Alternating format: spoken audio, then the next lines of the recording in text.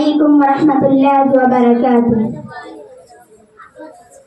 الحمد للہ رب العالمین والعاقبۃ للمتقین والصلاة والسلام علی سید الانبیاء والمرسلین، اما بعد، اعوذ باللہ من الشیطان الرجیم، بسم اللہ الرحمن الرحیم۔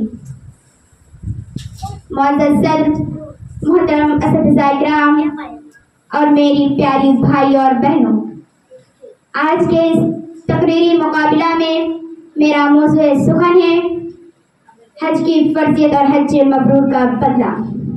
معزز سامعین، ہر دین اسلام کا 5واں رکن ہے جو ہر صاحب استطاعت مسلمان پر زندگی میں ایک بار فرض ہے، جو اس قرآن مجید کی روشنی میں اللہ تعالیٰ سورہ آل عمران میں ارشاد فرماتا ہے، وَاللَّهُ عَلَى النَّاسِ حَجُّ الْبَيْتِ مَنِ اسْتَطَاعَ إِلَيْهِ سَبِيلًا۔ اللہ کے لیے اس گھر کا حج فرض ہے جو اس تک پہنچنے کی استطاعت رکھتی ہو۔ یہ آیت حج کی فرضیت کو واضح کرتی ہے اور ساتھ میں یہ شرط بھی رکھتی ہے کہ حج صرف ان پر فرض ہے جو مالی، جسمانی اور سفری لحاظ سے استطاعت رکھتی ہو۔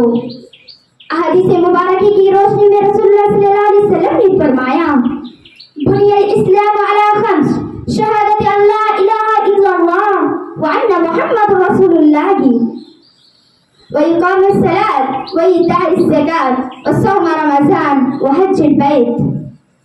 اسلام کی بنیاد 5 چیزوں پر رکھی گئی ہے۔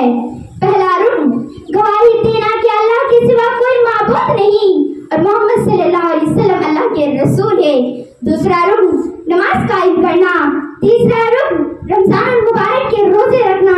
چوتھا رکن زکوٰۃ ادا کرنا اور 5واں رکن بیت اللہ کا حج کرنا۔ معزز سامعین، حج کا مقصد صرف جسمانی مشقت نہیں بلکہ اللہ کی رضا کا حصول ہے۔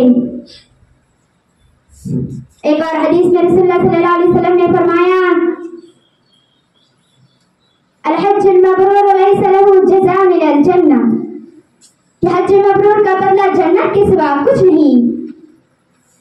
اور ایک حدیث میں فرمایا، من حج ولم يرفث ولم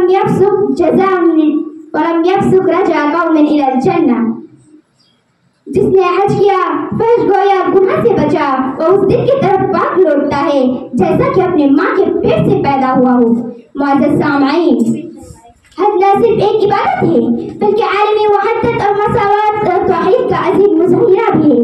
ہمیں چاہیے کہ ہمیں جب بھی سائنسا استطاعت ہو ہم اس فرضیہ کو ادا کریں اور اس کوشش میں رہیں کہ ہمارا حج مبرور ہو، یعنی وہ حج جس پر ہمیں جنت کا وعدہ دیا گیا ہے۔ اللہ تعالیٰ سے دعا ہے کہ اللہ تعالیٰ ہم تمام مسلمان بھائی اور بہنوں کو حج کرنے کی توفیق دے اور ہمارے حج اور دیگر اعمال کو اللہ تعالیٰ اپنے بارگاہ میں قبول فرمائیں۔ آمین۔ السلام علیکم ورحمۃ اللہ وبرکاتہ۔